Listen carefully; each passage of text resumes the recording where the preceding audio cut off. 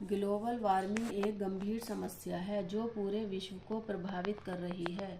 यह समस्या पृथ्वी के तापमान में वृद्धि के कारण होती है, जो मुख्य रूप से ग्रीन हाउस गैसों के उत्सर्जन के कारण होती है। ग्लोबल वार्मिंग के कारण निम्नलिखित हैं। ग्लोबल वार्मिंग के कई कारण हैं, जिनमें से कुछ प्रमुख हैं। वाहनों का इस्तेमाल। वाहनों से होने वाला गैसीय उत्सर्जन जलवायु परिवर्तन में सबसे बड़ा योगदान करता है। कार्बन। एयर कंडीशन और रेफ्रिजरेटर के अत्यधिक इस्तेमाल से वातावरण में फ्लोरोकार्बन की मात्रा बढ़ती है, जो ओजोन परत को नुकसान पहुंचाती है। वनों की कटाई। वनों की कटाई से पौधों की संख्या कम होती है, जो कार्बन डाइऑक्साइड को अवशोषित करती है। औद्योगिक विकास। औद्योगिक विकास से जुड़े कारखानों से होने वाला उत्सर्जन वातावरण में ग्रीन हाउस गैसों की मात्रा बढ़ाता है।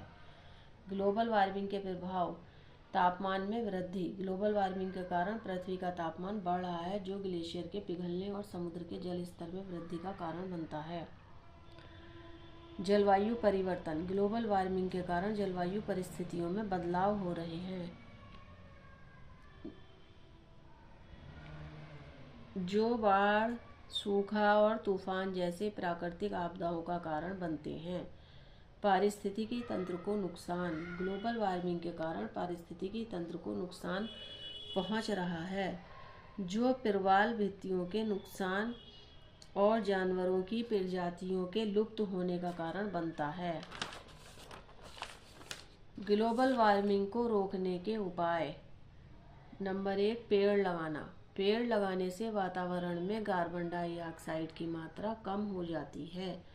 अतः ग्लोबल वार्मिंग को रोकने के लिए पेड़ अत्यधिक मात्रा में लगाए जाने चाहिए। निजी वाहनों का इस्तेमाल करना। निजी वाहनों का इस्तेमाल कम करने से वातावरण में ग्रीन हाउस गैसों की मात्रा कम होती है। नवीनीकरणीय ऊर्जा स्रोतों का इस्तेमाल। नवीनीकरणीय ऊर्जा स्रोतों का इस्तेमाल करने से वातावरण में ग्रीन हाउस गैसों की मात्रा कम होती है। ऊर्जा की बचत करने से वातावरण में ग्रीन हाउस गैसों की मात्रा कम होती है। अतः हमें ग्लोबल वार्मिंग को रोकने के लिए ऊर्जा की बचत करनी चाहिए।